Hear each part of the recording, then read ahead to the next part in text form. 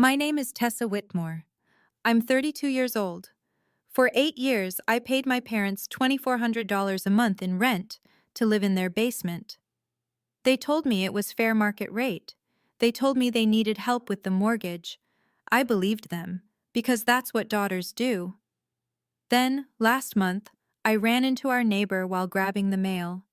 Mrs. Brennan smiled and said, "Your parents must be so proud, owning that house outright." I smiled back. "What do you mean, outright?" "The mortgage, dear, paid off since 2014. A full year before I started paying rent. 8 years, $230,400 for a mortgage that didn't exist. That night, I hired a forensic accountant. What he found didn't just explain where my money went. It revealed exactly who helped my parents hide it. I grew up in a beige colonial house in Bryn Mawr, a suburb of Philadelphia where lawns are manicured and secrets are kept behind closed doors. From the outside, the Whitmores looked like any other upper-middle-class family. My father, Richard, was a retired mechanical engineer who spoke in absolutes. My mother, Diane, was a homemaker who weaponized guilt like a surgical instrument. And then there was my sister, Meredith, 3 years older, blonde, confident, and the gravitational center of our family's universe. Meredith was the golden child. I was the other one. Meredith got a full scholarship, my father announced at dinner when I was 17, the night I'd shown him my own acceptance letter. 50% tuition covered. That's great, I said, looking at my untouched chicken. I got 50%, so 50%. He didn't look up from his plate. Meredith got 100. I found out years later that Meredith never had a scholarship. My parents paid her tuition in full. They just told me she'd earned it, so I'd know my place. That was the Whitmore hierarchy. Meredith was the investment. I was the afterthought. My mother's approach was softer but no less devastating. "You're so sensitive, Tessa," she'd say whenever I cried. "You need to toughen up. The world isn't going to coddle you like we do." Coddle. As if providing basic shelter and food was an act of extraordinary generosity. By the time I left for college, I'd internalized a simple belief. I owed them. For existing. For being less than Meredith. For being the daughter who required more effort to love. I didn't know then that belief would cost me almost $250,000. May 2015, I graduated with a degree in accounting and $42,000 in student loans. I'd applied to 63 jobs, got callbacks from 4, landed one, an entry-level accountant position at a nonprofit called Horizon Community Foundation. Starting salary, $38,000 a year. After taxes, that was about $2,600 a month. "You should live at home," my mother suggested over the phone. "Save money, pay off those loans." It made sense. Philadelphia rent was brutal, and the basement had its own entrance. I could have privacy. I could save. "There's just one thing," my father said when I arrived with my boxes. "We're not running a charity here." He slid a piece of paper across the kitchen table, typed, official looking, $2,400 a month. That's fair market rate for this area. I stared at the number. That's almost my entire paycheck. "Then you'll learn to budget." He didn't blink. "We still have a mortgage to pay, Tessa. Did you think housing was free?" My mother placed a hand on my shoulder. "We're doing you a favor, sweetheart. Landlords don't give you home-cooked meals. Landlords don't do your laundry." She didn't do my laundry. I did my own laundry in the basement. But I didn't say that. I signed the paper. I set up automatic payments from my checking account. $2,400, the first of every month, memo line, rent. I told myself it was temporary. A year, maybe 2. I'd pay down my loans, build my savings, and move out. 8 years later, I was still there. And every single one of those automatic transfers was time-stamped, documented, and waiting in my bank records. I just didn't know yet how much that paper trail would matter. The years blurred together like highway mile markers. I worked. I got promoted. Entry-level accountant became senior accountant. became finance officer. My salary climbed from $38,000 to $72,000. I learned grant compliance, audit procedures, nonprofit tax law. But my rent never changed. Inflation, my father said when I suggested a reduction. You're lucky we're not raising it. Meanwhile, Meredith flourished. She became a CPA at a mid-sized firm, then went independent. She bought a condo in Center City, a condo our parents put down the deposit for. Meredith works so hard, my mother said. She deserves a little help getting started. I was 30 years old, had paid over $200,000 in rent, and was sleeping in a basement with a window that looked directly into a drainage ditch. But Meredith deserved help getting started. The worst part wasn't the money, it was the silence. I wanted to scream, to ask why I was paying market rate while my sister got a free down payment, to demand an explanation for the blatant inequality.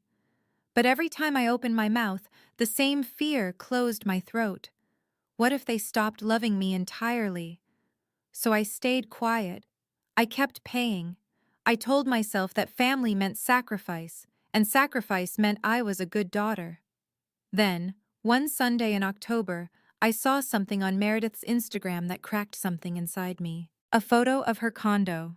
Caption, 2 years in my little sanctuary, so grateful to Mom and Dad for making this possible. 2 years. 2 years of free housing, gifted by the same parents who charged me $2,400 a month. I didn't explode, not yet. But something shifted, and 3 weeks later, I moved into my own apartment. October 15th. 6 months after I'd finally moved out. I came back to my parents' house to help with fall yard work, because even from my own apartment, I couldn't fully escape the guilt. My mother had called 3 times about the gutters. Your father's back isn't what it used to be. I was pulling dead leaves from the flower bed when Dorothy Brennan appeared at the fence, 72 years old, white hair pinned in a bun, a watering can in her weathered hands. Tessa, haven't seen you in a while. Hey, Mrs. Brennan, just helping out. Your parents must be so proud. She smiled warmly.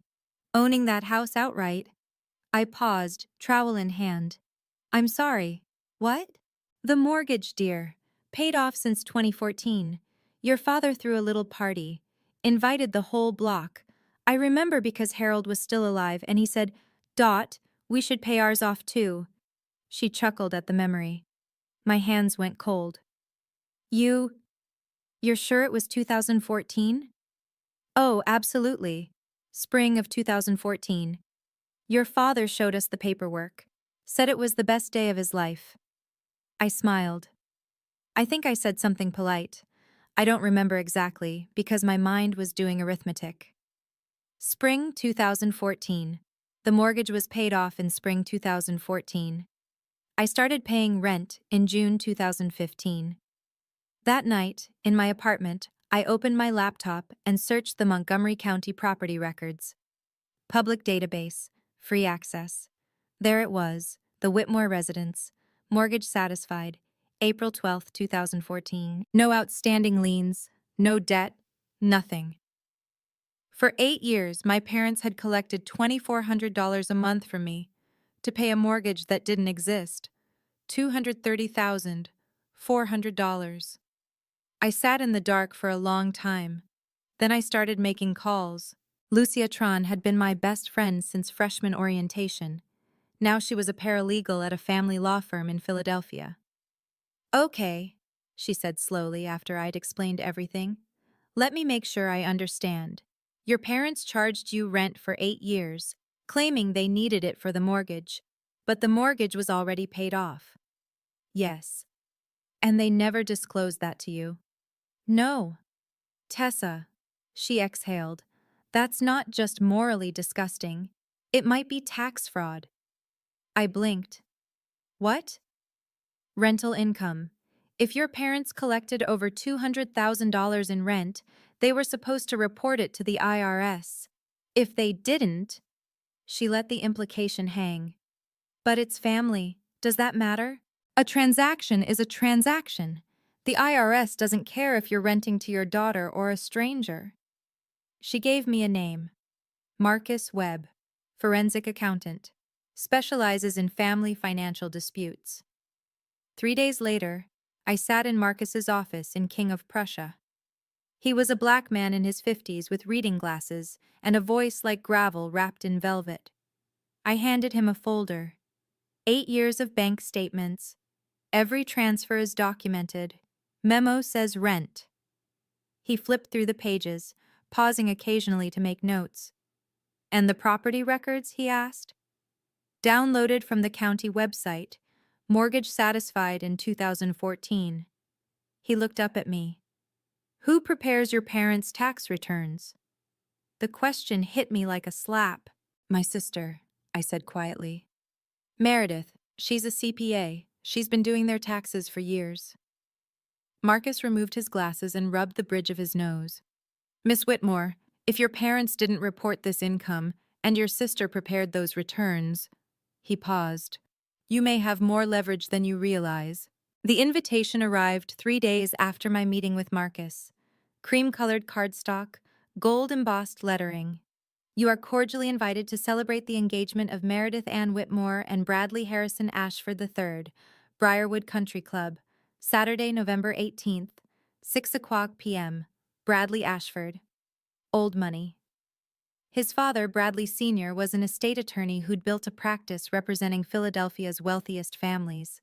The Ashfords were the kind of people who had their wedding announcements in the society pages, and Meredith was marrying into them. My phone rang. Mother. Tessa, you got the invitation? Just opened it. You're coming, of course. The Ashfords will be there, all of them. We need to present a united family front. The irony wasn't lost on me. I'll be there. Good. And there's one more thing, she paused. Your father and I want you to say a few words about Meredith, about how she's been such a wonderful role model for you. My grip tightened on the phone.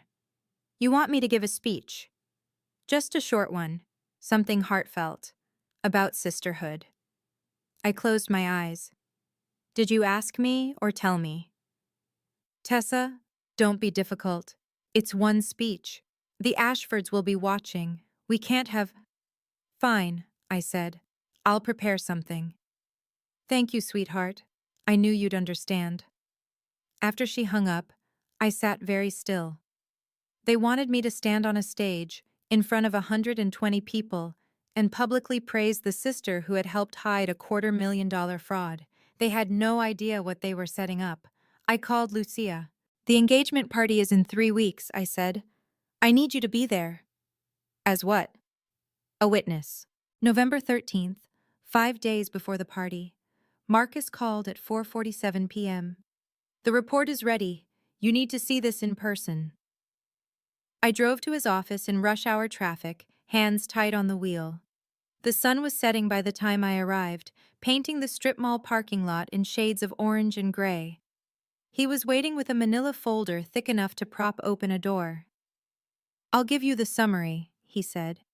Your parents reported zero rental income from 2015 to 2023. No Schedule E filed. No mention of the property being used for rental purposes. Even though I was paying them every month. Even though you were paying them $2,400 every month, with documented bank transfers, to a property they owned outright. He slid a page toward me. Now, here's the interesting part. Every one of those tax returns was signed by the same preparer. I looked at the signature line. Meredith A. Whitmore, CPA. License NAMSHA PA 87542. She knew, I whispered. She didn't just know, she facilitated it. A CPA who signs a return certifies they've reviewed the information and it's accurate to the best of their knowledge. Marcus leaned back. If this goes to the IRS, your sister's license is at risk. I stared at her signature, the confident loops and slashes, the same handwriting I'd seen on birthday cards that always felt perfunctory. What are my options? You can file a Form 211, IRS whistleblower. If they collect, you'd be entitled to a percentage. He paused. Or you can use this information however you see fit. It's yours. Everything here came from your own bank records and public documents. I took the folder. The party is in 5 days, I said, and I just got invited to give a speech. November 15th, 3 days out. My father called, which was unusual. He preferred to delegate emotional labor to my mother. Tessa, your mother tells me you're speaking at the party. That's right. Good. A long pause. I'll be saying a few words as well. About the family. About contributions. Something in his tone made the hair on my neck stand up.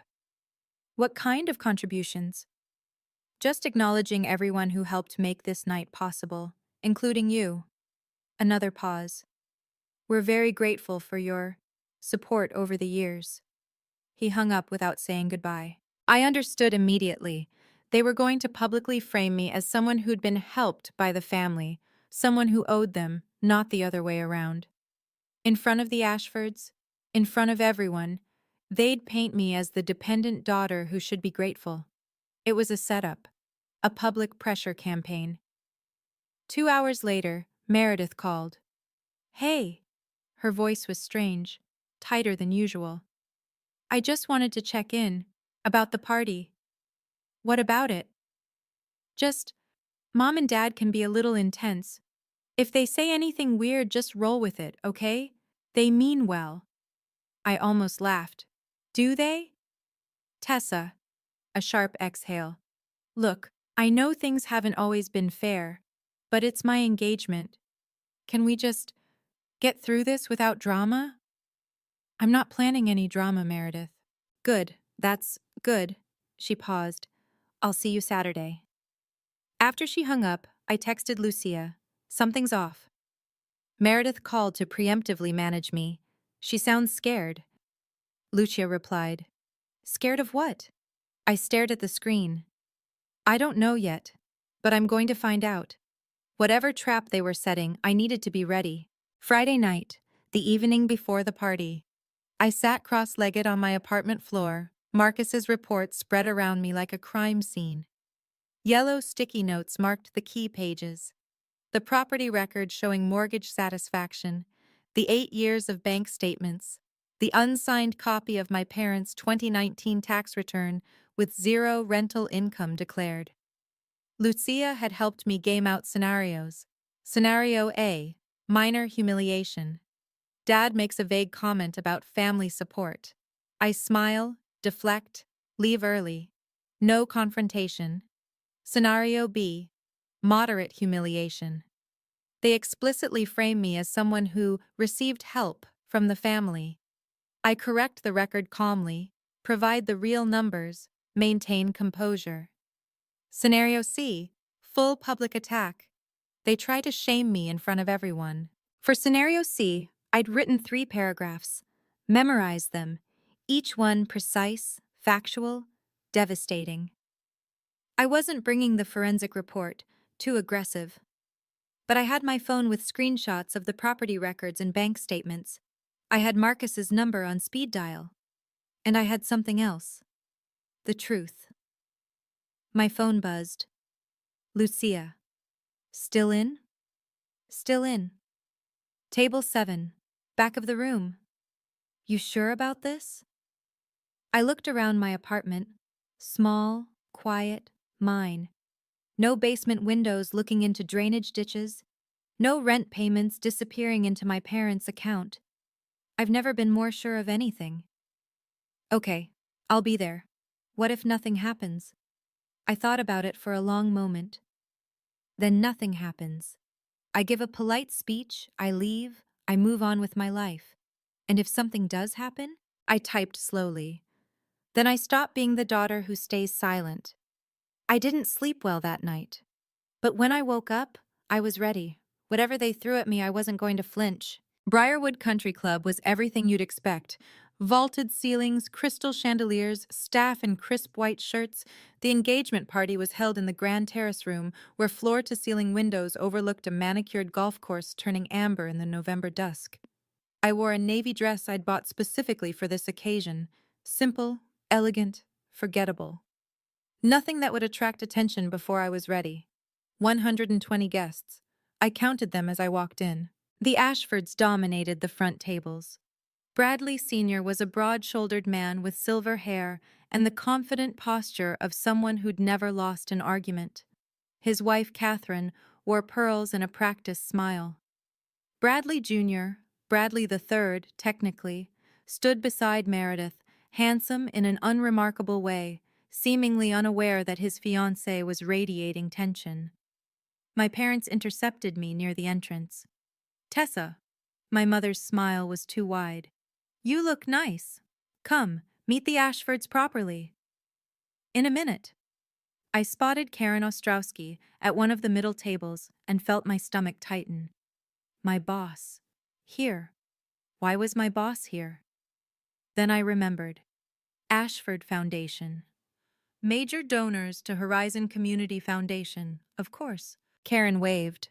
I waved back, trying not to look like someone carrying a bomb. "Table 7, my mother said, gesturing vaguely toward the back. "Near the service entrance." Not at the family table, not with the Ashfords. Back by the kitchen, where they put guests they needed present but didn't want prominent. I nodded. "Got it." In the back corner, Lucia was already seated, nursing a glass of wine. She raised it slightly when she saw me. "Ready?" her eyes asked. I took my seat, smoothed my dress, and waited. The night was just beginning. Dinner was an elaborate affair. Filet mignon, roasted vegetables, a wine selection that probably cost more than my monthly utilities. I ate mechanically, watching the front of the room. At 8:15, the clinking of a spoon against crystal silenced the murmur of conversation. My father stood at the microphone, champagne glass in hand, looking every bit the proud patriarch. "Good evening, everyone. Thank you for joining us to celebrate Meredith and Bradley." Polite applause, camera phones raised. "Diane and I have been blessed with 2 wonderful daughters." He paused, and I felt the room's attention shift. "Meredith, of course, has always been exceptional. Valedictorian, CPA, now marrying into one of Philadelphia's finest families." More applause. Meredith beamed. "But I also want to acknowledge our younger daughter, Tessa." My spine straightened. For the past 8 years, Tessa has lived with us, and during that time, she has contributed, significantly, to our household. He smiled, a smile I'd seen 1,000 times, the one that preceded a knife. "We're very grateful for her financial support. It's allowed our family to thrive." I felt the room's eyes on me, sympathetic, confused, some pitying. Oh, the younger daughter still lives at home, and she helps pay their bills. How sad. He wasn't done. "As Tessa knows, family means sacrifice, and we hope that spirit of generosity will continue, especially as Meredith begins this new chapter." He raised his glass. "To family." "To family," the room echoed. I didn't move. My hands were clasped in my lap, very still. Bradley Sr. was watching my parents with an expression I couldn't quite read. Interest? Calculation? "Tessa," my father said into the microphone, "we'd love for you to come up and say a few words about your sister." The room turned to look at me. I smiled. I stood, and I walked toward the stage. Lucia's hand brushed my arm as I passed. "You okay?" I didn't answer. I was already calculating my next sentence. The microphone was cold in my hand. 120 faces, crystal chandeliers. The Ashfords in the front row, Bradley Sr.'s gaze locked on me like I was a witness on a stand. "Thank you, Dad." My voice was steady. Years of finance presentations had trained me for this. "And thank you all for being here tonight." I paused, let the silence settle. "My father mentioned that I've contributed financially to our family. That's true. I have." I smiled slightly. "For 8 years, I paid $2,400 a month in rent to live in my parents' basement." A murmur rippled through the room. "If you do the math, that's $230,400. I watched my father's smile freeze. "I paid it because my parents told me they needed help with the mortgage. They said it was fair market rate, and I believed them." My mother's face had gone the color of old paper. It wasn't until recently that I learned something interesting. I kept my voice conversational, almost casual. According to public property records, available to anyone with internet access, my parents paid off their mortgage in April of 2014. Silence. That was a full year before I started paying rent. I let that land, watched it ripple through the room like a stone dropped in still water. I'm not saying this to ruin anyone's evening. I'm saying it because my father just implied that I owe this family something, that I should continue to support them. I met his eyes directly. And I want everyone here to know the truth. Bradley Sr. stood up. His voice carried across the room without a microphone. You're saying you paid over $200,000 in rent for a property with no mortgage? Yes.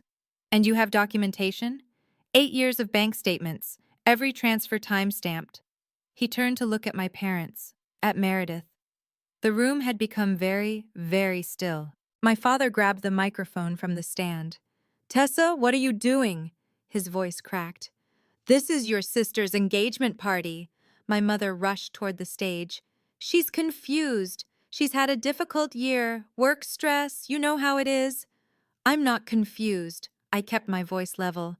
And I haven't had work stress. I'm a finance officer. I understand numbers very well. This is a private family matter. My father's face was reddening. You're embarrassing yourself. You brought it up publicly. I didn't raise my voice. You stood at this microphone and implied I owed you something. I'm simply providing context. Meredith finally spoke. She was still seated, but her voice carried across the silent room. Tessa, have you been drinking? I almost laughed. I've had half a glass of wine. You can check with the server. Richard. Bradley Sr.'s voice cut through the chaos. He was still standing, arms folded. If what your daughter is saying is true, if you collected rental payments on a paid-off property, that's not a private family matter. That's a financial disclosure issue. My father sputtered. It's complicated. There were expenses, maintenance, utilities. $230,000 in maintenance? Bradley Sr.'s eyebrows rose. This is insane. My mother turned to the crowd. She's always been jealous of Meredith. Always. This is just… Diane. Bradley Sr.'s wife, Catherine, had stood up too. Her voice was ice. Perhaps we should discuss this somewhere more private. I stepped back from the microphone. I'm done, I said. I just wanted the truth to be heard. As I walked off the stage, I saw Meredith's face. She was pale, frozen. Her eyes weren't angry. They were terrified. And I realized she knew exactly what I was about to find out. Quick pause. Before I tell you what happened next. If you've ever stood in a room full of people who should love you, but instead watched them twist the truth to make you the villain, you know exactly how my chest felt in that moment. If that's you, drop a comment. You're not alone. And if you want to see what happened when Meredith cornered me on the balcony, and who else was listening, keep watching. Now here's what happened next. I didn't run. I walked. Through the tables, past the whispers, toward the French doors leading to the balcony. Lucia intercepted me near the exit. You okay? I need air. Go. I'll watch from here. The November night was cold.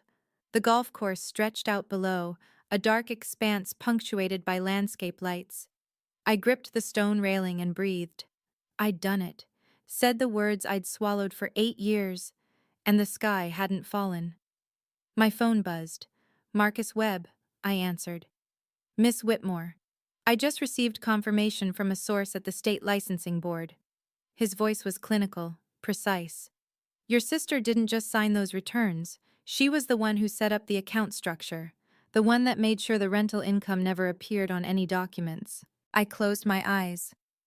She designed it. She was more than complicit. She was the architect. Can you send me that confirmation?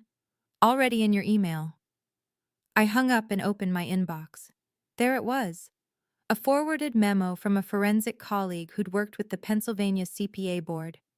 Not the smoking gun, but close. Enough to know that if I ever filed a complaint, Meredith's license would be under review. The balcony door opened behind me. I didn't turn around. Tessa, Meredith's voice. We need to talk. I slipped my phone into my pocket and finally faced her. She was standing in the doorway, backlit by the glow of the party. Her makeup was perfect. Her eyes were not. Okay, I said.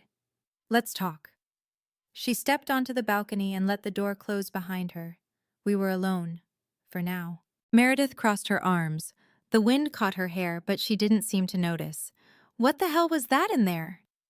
The truth. The truth? She laughed, but there was no humor in it.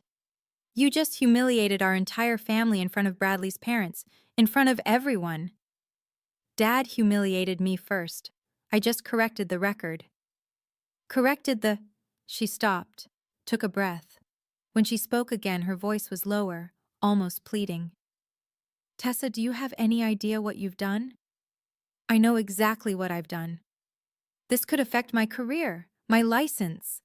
I tilted my head. Why would the truth about Mom and Dad's rental income affect your CPA license? The color drained from her face. You know, I said quietly. You know because you designed it, you set up the accounts, you signed every return that pretended I didn't exist. That's not... I didn't... The state licensing board has questions, Meredith.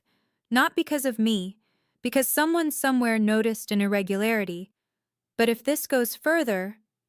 I let the implication hang. You can't do this. Her voice broke. I'm getting married. Bradley's family, they'll walk away if there's any scandal. Do you understand what you're destroying? Do you understand what you helped take from me? $230,000, 8 years of my life. I thought you knew, she hissed. I thought you were in on it, that you agreed to help Mom and Dad. I stared at her. I was paying rent, Meredith, in a house with no mortgage.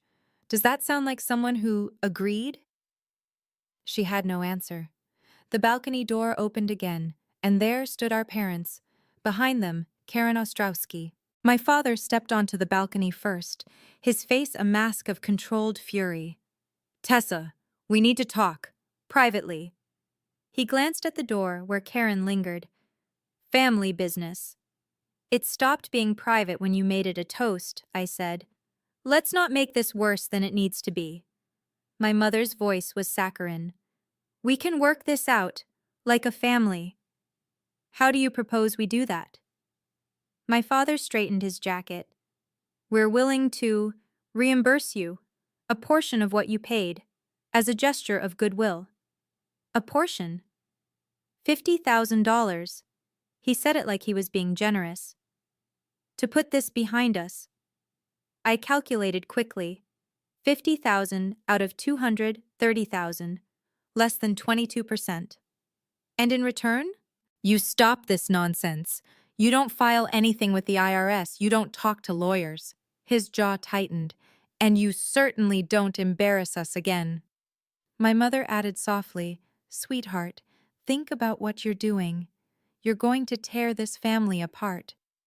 The family that charged me $250,000 in fake rent? We didn't charge you anything fake, my father started. The mortgage was paid off. You told me you needed help. You lied. We had expenses. Then show me the receipts. Silence. That's what I thought. The balcony door opened wider. Karen stepped through, her expression unreadable. I'm sorry to interrupt, she said calmly, but I heard voices. I wanted to make sure everything was all right. My father turned, surprised. This is a private conversation. With my employee. Karen's voice was pleasant but firm. Tessa, do you need me to stay? I looked at her, then at my parents. Yes, I said, please stay. Karen positioned herself beside me, close enough to signal alliance but far enough to observe. My father's confidence faltered. This really isn't your concern. Tessa is my director of finance candidate, Karen said evenly. Anything affecting her well-being is my concern. Director of finance candidate. That was news to me, but I didn't let it show. I'm sorry, What was your name? My mother asked, her voice strained. Karen Ostrowski, Executive Director of Horizon Community Foundation. I believe the Ashford Foundation is one of your donors? She smiled pleasantly. Lovely event. The implication was clear. The Ashfords were here. Karen was here. Whatever happened next would be seen by people who mattered. My father cleared his throat. We're just having a family discussion. It sounded more like an offer, Karen said. $50,000, was it? In exchange for silence about financial irregularities? The color drained from my mother's face. I wasn't eavesdropping, Karen continued. But the balcony door is thin, and voices carry when emotions run high. My father opened his mouth, closed it, opened it again. This is none of your... Richard! The voice came from behind us. Bradley Sr. stood in the doorway, his wife beside him. His expression was the carefully neutral face of a man who'd spent 40 years practicing law. I think, he said slowly, we need to have a conversation, all of us, inside. Bradley, this is a family matter, my mother started. No, he said, it's not anymore.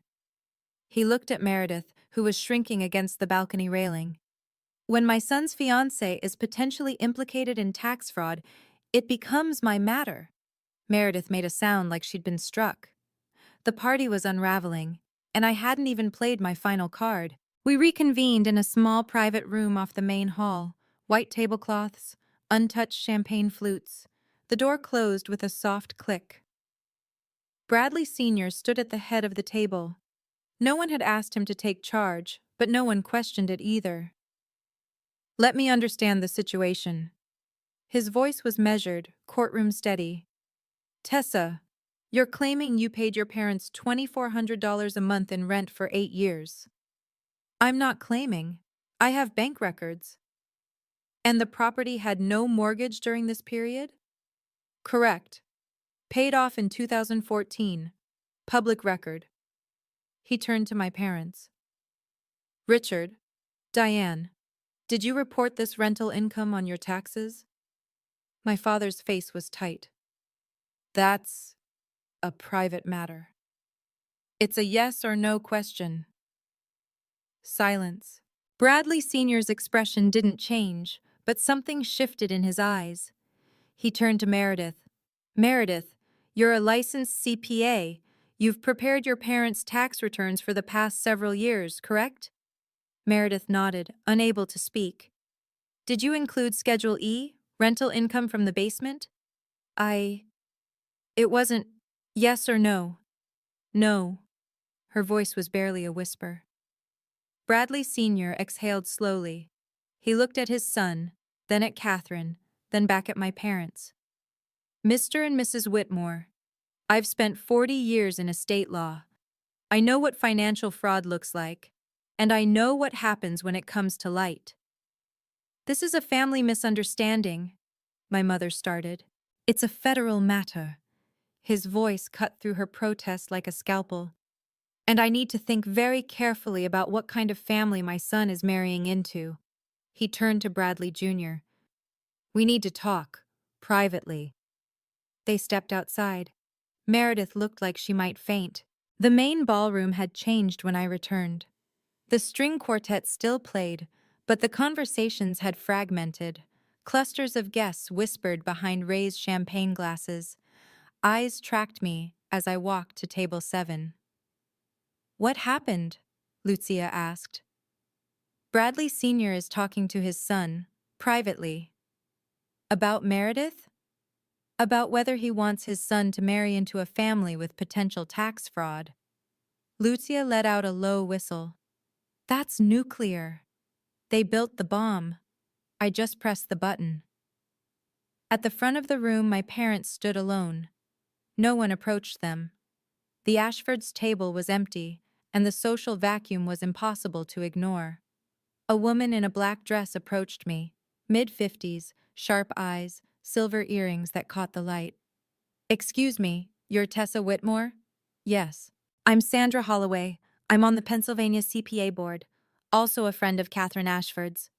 My stomach tightened. I see. I'm not here in any official capacity, she said, her voice low. But I heard your speech, and I have to say, if what you described is accurate, your sister has a problem. I'm not trying to destroy her career. I understand, but you should know that complaints sometimes originate from unexpected places. She glanced toward the front of the room, especially when prominent families are paying attention. She nodded and walked away. Lucia stared at me. Was that someone who just made a note of Meredith's license number? Probably. Across the room, my parents were arguing in hushed, furious tones. My father's face was scarlet. My mother kept glancing around, desperate to see who was watching. Everyone was watching. The engagement party was officially over, and the consequences were just beginning. I was walking toward the exit when my father stepped into my path. His face was a mask of barely controlled rage. Behind him, the party had disintegrated into pockets of awkward small talk and hasty departures. You're not leaving. I'm finished here. Finished? His voice cracked. You've destroyed everything. Your sister's wedding, our reputation. And for what? For the truth. The truth, he spat the word. You know what the truth is, Tessa. The truth is that we raised you, fed you, clothed you, gave you a roof over your head when you couldn't afford anything else, and charged me $230,000 for it. That was fair. The mortgage was paid off. You lied to me for 8 years. His hand shot out, grabbing my arm. Lower your voice. I looked down at his grip, then back at his face. Let go of me. Something in my tone must have penetrated, because his fingers loosened, but he didn't step back. You've just made an enemy of your own family, he said quietly. You understand that? After tonight, you have nothing. No parents, no sister, no one. I straightened my spine. I haven't had a family in a long time. I've had landlords who called themselves parents. How dare! All communication from this point forward goes through my attorney. His face went slack.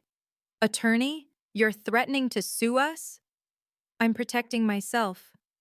I pulled my arm free. Something I should have done years ago. Karen appeared at my elbow. Tessa, the car's waiting. I looked at my father one last time. The man who'd taught me that love was conditional, that my value was measured in dollars, that silence was the price of belonging. Goodbye, Dad. I walked out. I didn't look back. In the parking lot, under the cold November stars, I let out a breath I'd been holding for 8 years. It was over. Or rather, it was just beginning. 3 days after the party, my phone rang at 9:47 a.m. I didn't recognize the number. Pennsylvania area code. This is Agent Torres with the IRS field office in Philadelphia. The voice was clipped, professional. Am I speaking with Tessa Irene Whitmore? I sat down slowly. Yes. Ms. Whitmore, we're conducting an inquiry regarding rental income associated with a property in Bryn Mawr. Our records indicate you may have relevant information. I didn't file a complaint. We're aware. The complaint came from another source. A pause. Paper shuffling. But your bank records have been flagged as potentially relevant. We'd like to schedule an interview. I called Marcus the moment we hung up. I didn't file, I said. Did you? No.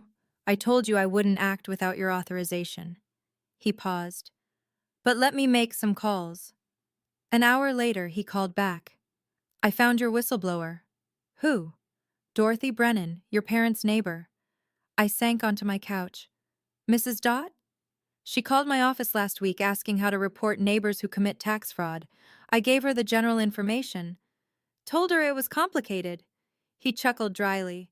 Apparently it wasn't complicated enough to stop her. Mrs. Dot, 72 years old, watering cans and white hair. She'd seen me grow up, seen me come and go from that basement, and when she found out what my parents had done, she'd done something about it. Miss Whitmore? Marcus said. You still there? Yeah. I wiped my eyes. Yeah, I'm here. The IRS moves slow, but they move. Your parents will be audited. Meredith's signature is on those returns. He paused. This is out of your hands now, in the best possible way. I thanked him and hung up. Then I sat in the quiet and let myself breathe. The audit was announced in January. I learned about it secondhand. Lucia's firm handled family law cases, and word traveled fast in legal circles. Full audit, she reported over coffee. 8 years of returns. Your parents had to hire a tax attorney, and apparently he's not cheap. How bad is it? The IRS calculated approximately $45,000 in back taxes, penalties, and interest, and that's before the state gets involved. $45,000. A fraction of what they'd taken from me, but enough to hurt. What about Meredith? Lucia's expression shifted. The CPA board sent her a letter of inquiry. It's not public yet, but she's definitely under review. Is she going to lose her license? Probably not. First offense, she can claim she trusted her parents' information, but she'll get a formal reprimand, mandatory ethics training, supervised practice for 2 years. Lucia shrugged. In the accounting world, that's a scarlet letter. I stared into my coffee. The wedding? Postponed indefinitely. The Ashfords released a statement about private family matters requiring attention. She reached across the table and squeezed my hand. How do you feel? I thought about it. Really thought about it. I don't feel happy. No? But I don't feel sad either. I looked up. I feel lighter. Like something heavy has been lifted off my shoulders. Guilt? Maybe. Or maybe just the weight of pretending. I took a sip. I spent 8 years trying to be a good daughter, trying to earn something that was never for sale. And now? Now I'm just trying to be a good person, for myself. The audit would grind on. The consequences would ripple outward, but for the first time in years, none of it depended on me staying silent. The email arrived on a Tuesday evening. Subject line, please. Tessa, I don't understand why you're doing this to us. Your father hasn't slept in weeks. The attorneys are costing us everything. Meredith's wedding is ruined, and she won't speak to anyone. We gave you everything. We raised you. We loved you. And this is how you repay us? If you have any decency left, you'll stop this. Call off the IRS. Tell them you made a mistake. We can go back to how things were. We can be a family again. Please, sweetheart, don't destroy us. Mom. I read it 3 times. The guilt hooks were familiar. The manipulation dressed up as maternal concern. The suggestion that I had the power to stop a federal investigation, as if the IRS answered to disgruntled daughters. I started typing, then deleted it. Started again. Mom, I didn't file the IRS complaint. I don't have the power to withdraw it. Even if I did, I wouldn't. You told me for 8 years that you needed my money for the mortgage. That was a lie. And when I asked for the truth, you offered me $50,000 to stay quiet. That's not family. That's a transaction. I'm not trying to destroy you. I'm trying to live honestly. If the truth destroys you, that's not my fault. It's yours. All future communication should go through my attorney. Tessa. I hit send. Then I blocked her email address. The silence that followed wasn't empty. It was clean. I looked around my apartment. Small, modest, entirely mine. No one monitoring my rent. No one tallying my debts.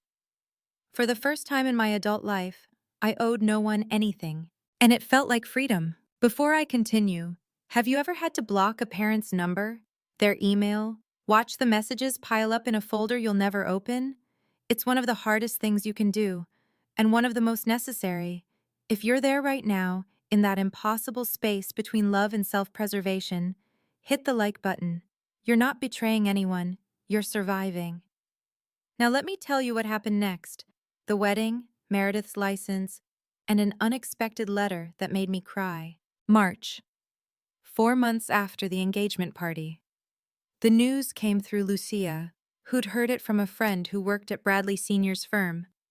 The wedding is officially off. I set down my coffee. Officially? Bradley Sr. sat Meredith down last week. Told her it wasn't personal, But his family couldn't afford the association with an ongoing federal investigation. She paused. Apparently, Bradley Jr. wanted to stick it out. His father overruled him. I tried to feel something. Triumph, maybe. Or vindication. Instead, I just felt tired. 3 days later, my phone rang. Unknown number. I answered anyway. Tessa, Meredith's voice. Hoarse. Hollow. How did you get this number? Lucia's office. I told them it was an emergency. A long pause. Are you happy now? I sat down on my couch. No. No? I'm not happy, Meredith. I didn't do this to make you suffer. Then why? Because I deserve the truth, and you knew the truth for 8 years and never said a word. Silence on the line. I could hear her breathing. I thought you knew, she said finally, her voice breaking. I thought you agreed to help them. You never complained, never pushed back. Because I trusted you. I trusted all of you. I closed my eyes. And you let me believe a lie while I paid for your silence. Tessa, I'm not going to apologize for telling the truth, and I'm not going to pretend that we can go back to the way things were. I took a breath. I hope you figure things out. I genuinely do. But I can't be part of it. I hung up. Then I sat in the silence and let the weight of that conversation settle. Some bridges don't get rebuilt, some bridges shouldn't. The Pennsylvania State Board of Accountancy released its decision in April. I received a copy because I'd been listed as an informant, technically accurate, even though I hadn't filed the original complaint. Marcus forwarded the document with a brief note. This is public record now. The findings were clear. Meredith Ann Whitmore, CPA license NRPA 087542, is hereby issued a formal reprimand for failure to exercise due diligence in the preparation of tax returns for clients Richard and Diane Whitmore. Findings: failure to include Schedule E rental income, failure to verify accuracy of reported financial information, breach of professional ethical standards. Remediation requirements: 40 hours of ethics training within 6 months, 2 years of supervised practice. Public notation on CPA license database. She didn't lose her license, but she might as well have. In the accounting world, a public reprimand is a career killer. Every potential employer, every client, every background check would pull up those findings. Failure to exercise due diligence would follow her forever. Lucia called that evening. You heard? Yeah. She applied to 3 Big Four firms last month, all rejected after the background check. I felt a flicker of something. Not satisfaction, more like the end of a long, suspended breath. What's she doing now? Working for a small firm in Delaware, payroll processing, entry level. Meredith, the golden child, the valedictorian, the one who was supposed to be exceptional, was processing payroll in Delaware. I didn't gloat. There was no joy in watching someone fall. But there was a grim justice in knowing that actions had consequences, that the lies my parents built couldn't stand forever. The truth has a weight. Eventually, it always breaks through. After I blocked my mother's email, the silence was absolute. No phone calls, no letters, no unexpected visits, just nothing. Thanksgiving came and went, no invitation. Christmas passed, no card. My birthday in February arrived without acknowledgement. I'd expected this to hurt. I'd spent my whole life bending myself into shapes that might earn their love, their approval, even their acknowledgement. The absence of it should have felt like a wound. Instead, it felt like putting down a weight I hadn't realized I was carrying. I spent Thanksgiving with Lucia's family, loud, chaotic, her grandmother insisting I eat thirds. Christmas was a trip to Vermont with friends from work.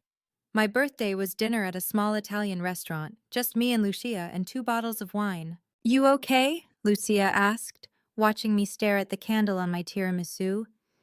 Yeah, Better than okay, actually. You don't miss them? I thought about it, really sat with the question. I miss who I thought they were, who I wanted them to be. I blew out the candle. But I don't miss who they actually are. That's growth.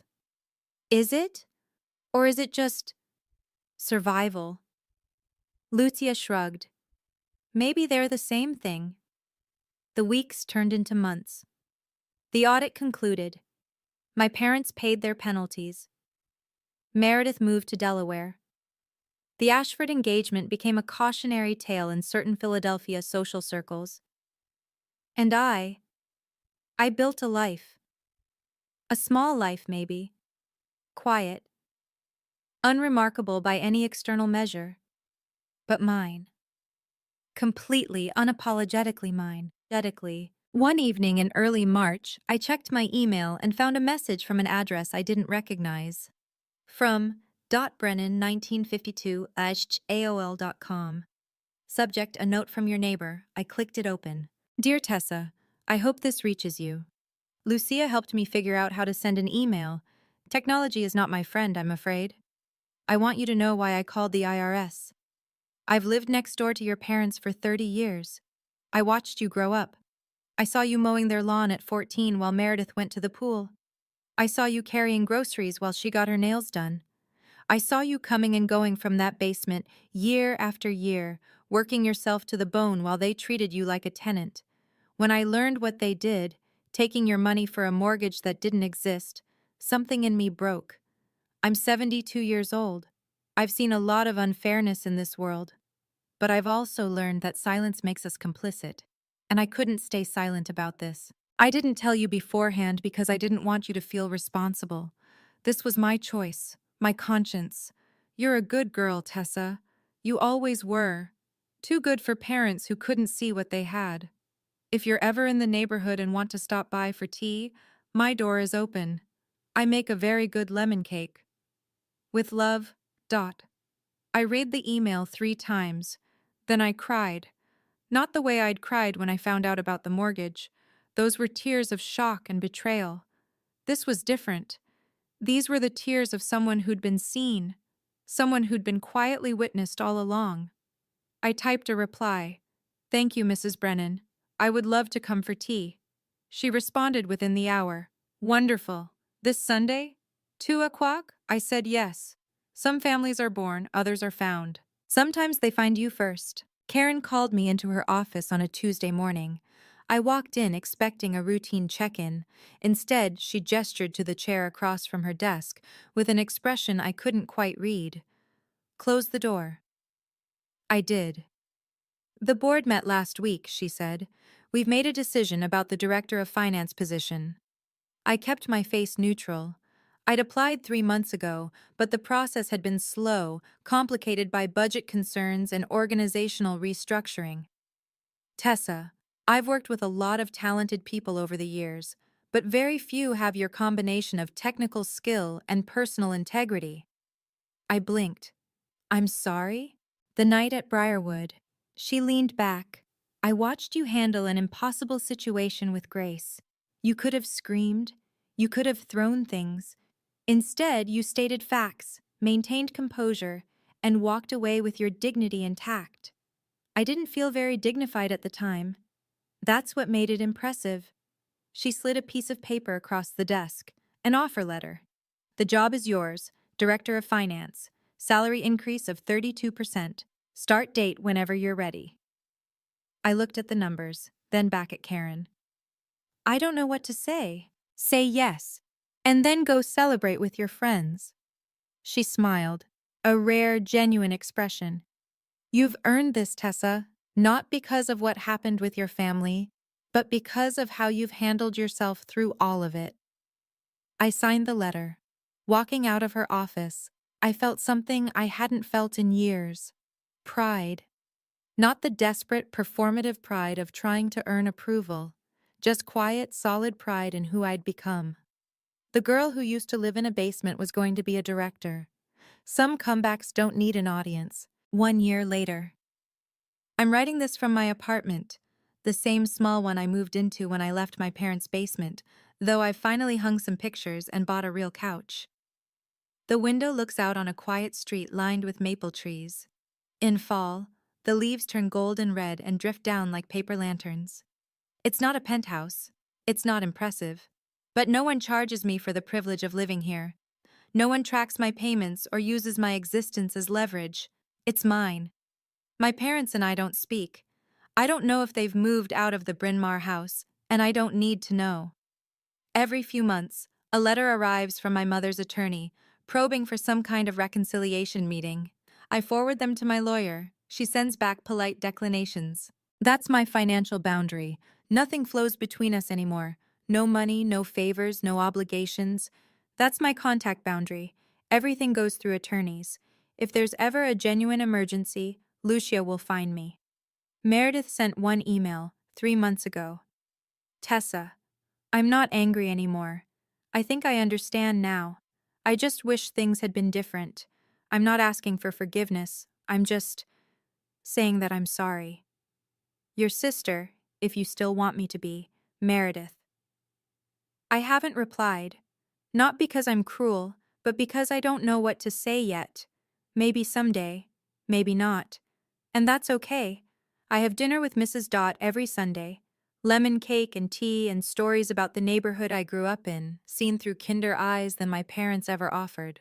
I have a job I love, friends who've seen me at my worst and stayed anyway. I have peace.